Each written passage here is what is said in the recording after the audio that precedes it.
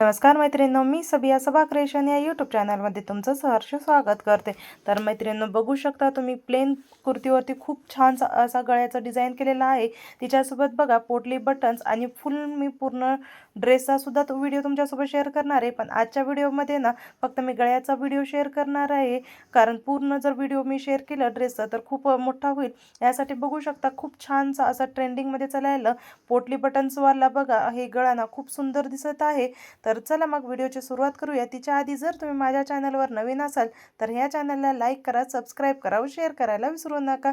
हा 36 साईजचा ड्रेस आहे बघा. आधीच मी कट करून घेतलेला होतं. आता फक्त नाहीच आपल्याला गळा बसवायचा आहे. तर बघा इथे मी कॅनव्हास पेपर घेतलेला आहे, कारण की जे आपलं समोरचा गळा आहे ना तिला आपल्याला कॅनव्हास पेपरशिवाय बसवता येत नाही.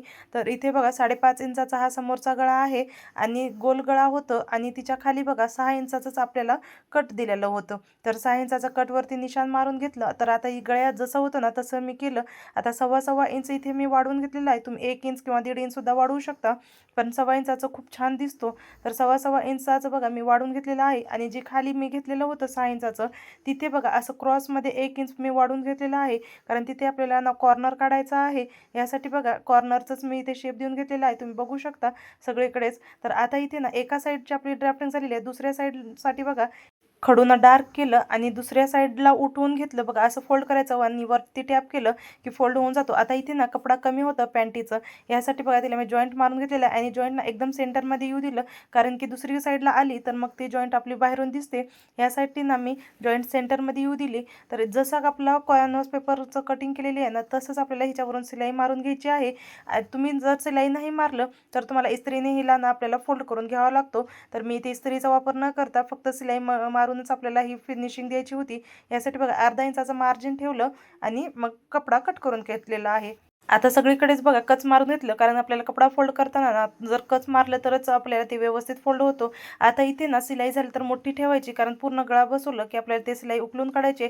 जिथे जिथे कॉर्नर आहेत ना तिथे तिथे कॉर्नर करायचं आणि जिथे जिथे गोलाकार शेप आहे तिथे आपल्याला गोलाकार शेप देऊन घ्यायचा, कारण ही फोल्ड करून सगळं सोबतच घ्यायचं आणि कच मारलं की फोल्ड बरोबर होऊन जातं.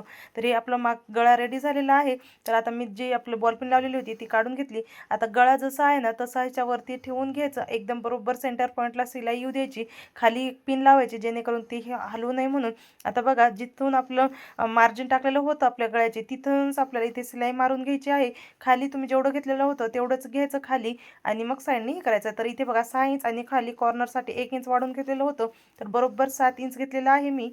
सगळीकडे सिलाई मारून झालेली आहे. इथे बघा अर्धा इंचाचं मार्जिन सोडायचं, सिलाईच्या बाहेरून अर्धा इंच सोडायचं आणि कट करून काढायचं. आता खालच्या साईडला सुद्धा ना आपण जेवढं सिलाई मारलेलं आहे तेवढं बरोबर हे करायचं आणि मग सगळीकडे कच मारून घ्यायचं, कारण कच मारलं तरच आपला गळा एकदम व्यवस्थित फिनिशिंगने बसतो. तर बघा सगळीकडेच मी कच मारून घेतलेलं आहे. आता हिला फोल्ड करायचं आणि कॉर्नरना ना खालच्या साईडला कॉर्नरसाठी बघा चांगलं कच मारायचं, म्हणजे कच असं मारायचं की सिलाई कट होऊ नये एवढंच आपल्याला कच मारायचं. आता फोल्ड करून घेतलेलं आहे.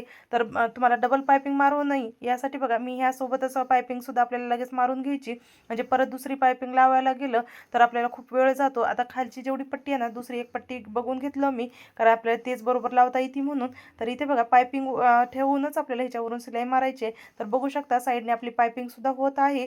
तर इथे बघा ही फोल्डिंग झालेली आहे आपली.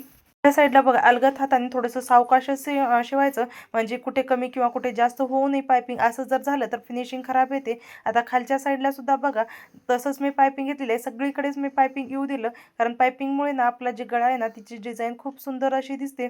तर सगळीकडे पायपिंग आलेली आहे. आता नाही तर आपल्याला बाहेरच्या साईडने सुद्धा बघा लगेच सिलाई मारून घ्यायची, म्हणजे आपल्याला दुसऱ्या साईडला ही घ्यायची गरज पडत नाही. आता परत आपल्याला ना पोटली बटन्स वगैरे करायचे आणि लेससुद्धा लावायचे, पण तिच्यात गुड्या पडू नये म्हणून बघा आधी अशी ना आपल्याला एक सिलाई मारून घ्यायची. तर बघा ही प्लेन कुर्तीवरती सुद्धा ना गळ्यामुळे ना आपल्याला ही आपण बाहेरून दुकानातून आणलेला असंच वाटणार आहे, एकदम सिंपलचा असा सूट होतं. पण तिच्यावरती ना आपण एवढी छान अशी गळ्याची डिझाईन बनवलेली आहे की हे आपल्याला बाहेरूनच आणलेलं आहे किंवा आयता ड्रेस आहे असंच वाटत आहे. आता जी आपण रफ सिलाई मारलेली होती ना ते मी उकलून काढलेलं आहे, कारण आधी आपण ना कॅनव्हास पेपर लावताना ही रफ सिलाई मारून घेतलेली होती. तर इथे बघा खालच्या साईडला मी एक पट्टी घेतलेली आहे. पट्टीची लांबी ना 7 इंच आहे आणि तिला मी डबल फोल्ड करून घेतलेलं आहे. आता इथे आपण लगेच ना असे थर्माकोलचे बॉल बनवून घ्यायचे. जर तुमच्याकडे थर्माकोल नसतील तर तुम्ही ना रुईसुद्धा घेऊ शकता. तर असे बघा मी 10-12 बॉल्स बनवून घेतलेले आहे. आता ही ना आपल्याला गळ्याला ना एकदम बरोबर लावून घ्यायचं आहे. बघा मी वरूनच सुरुवात करत आहे, कारण की आपल्याला ना वरून कुठून लावायचा आहे हे अंदाज येतो. यासाठी बघा वरून मी लावलेला आहे आणि वरती ना मी अर्धा इंच सोडलेला आहे. तुम्हाला जर नको वाटलं तर ते तुम्ही नाही सोडलं तरी चालतो, पण मला एक अर्धा इंच सोडलं की गळा एकदम छान असं क्रॉसमध्ये पानगळा दिसल्यासारखं दिसतो. बघा एकदम जवळ ठेवायचं आणि ना इथे ना मी पॅन्टचे आणि शर्टचं जी म्हणजे टॉप जे आहे ना तिचे दोन्हीचे घेतलेले, एक पॅन्टीचं लावलेलं आहे कपड्याचं आणि एक एक ना हा टॉपच्या कपड्याचं लावलेलं आहे. बघा एकदम जवळ ठेवलेलं आहे. एक तिचा आणि एक हिचं म्हणून असं लावून हिच्यावरती ना एकदम सिलाई मारून घ्यायची आहे. हिच्यावरती ना आपल्याला 2 सिलाई मारून घ्यायची आहेत, कारण की हे परत निघू नये म्हणून. तर इथे ना 2 मारलं तर एकदम छान असं फिनिशिंगने बसतो. तर हे बॉल आपले लावून झालेले आहेत. आता ना आपल्याला इथे लेस लावून घ्यायची आहे. असं सुद्धा ड्रेस सगळा खूप छान दिसतो, पण थोडंसं लेस लावलं की जास्त अट्रॅक्टिव्ह दिसतो. तर तुम्ही बघू शकता बॉल पिनमुळे ना आपलं खूप छानसा असा गळा रेडी झालेला आहे. तुम्ही ना ही प्लेन कुर्तीवरती सुद्धा लावू शकता किंवा मग डिझायनर कुर्तीवरती सुद्धा हा गळा ना खूप छान असा दिसतो. आणि याच्यावरती बघा डबल सिलाई सुद्धा लगेच मी मारून घेतलेली आहे. इथे ना बारीक सिलाई ठेवायची, म्हणजे ते सिलाई उकलू नये म्हणून. तर आता ही ते झालेली आहे. जिथे धागे वगैरे आहेत ते आपल्याला कट करून काढायचे आहेत. तर ही गळ्याचा ना फायनल लुक बघा तुम्ही. लेस लावण्याच्या आधीचा लुक खूप छान असा दिसत होता, पण मला आणि थोडंसं जास्त अट्रॅक्टिव्ह करण्यासाठी ना इथे मी लेस लावलेली आहे. तर इथे ना मी गोल्डन कलरची लेस लावलेली आहे. क्रीम गोल्डन कलर आहे, ही क्रीम कलरमध्येच येतो, जी ड्रेसला थोडंसं मॅच होतीये अशा पद्धतीची माझ्याकडे लेस होती. तर ते लावून घेतलेली आणि मी फक्त बाहेरच्या दिशेने लावलेलं आहे, आतल्या दिशेने वगैरे कुठेच लावलेलं नाही, कारण आतल्या बाजूला आपण ऑलरेडी ना पायपिंग वगैरे मारून डिझाईन केलेली होती. आता जिथं जिथं ना आपल्याला कॉर्नर आलेले आहे तिथं कॉर्नरला आपल्याला लेस सुद्धा असं कॉर्नर सारखीच लावायची आहे, आणि जिथं गोलाकार आलेला आहे तिथे गोलाकार असं घ्यायचं आहे. आता बघा लेस झालेली आहे. आता एक सिलाई मारलेली आहे मी लेसवरती. लगेच आपल्याला आता दुसरी सुद्धा सिलाई लेसवरती मारून घ्यायची आहे, कारण लेस ना अर्धा इंचापेक्षा थोडंसं मोठी साईजची लेस होती आणि एक सिलाईमुळे ना लेसच चांगली बसत नाही, कारण तिथं फिनिशिंग वगैरे चांगली येत नाही. यासाठी बघा डबल सिलाई मारून घ्यायची, म्हणजे साईडने मारून घ्यायची की एकदम बरोबर अशी बसती लेस. तर ही बघू शकता तुम्ही लेस लावल्यानंतर खूप छानशी अशी कुर्ती रेडी झालेली आहे. आता कुर्तीचा व्हिडिओ मी उद्या तुमच्यासोबत शेअर करणार आहे. पूर्ण ही कटवर्कची कुर्ती आहे. लाईनमध्ये बघा ही कट केलेली कुर्ती आहे. आजकाल ना हा कुर्तीचा खूप ट्रेंड आलेला आहे.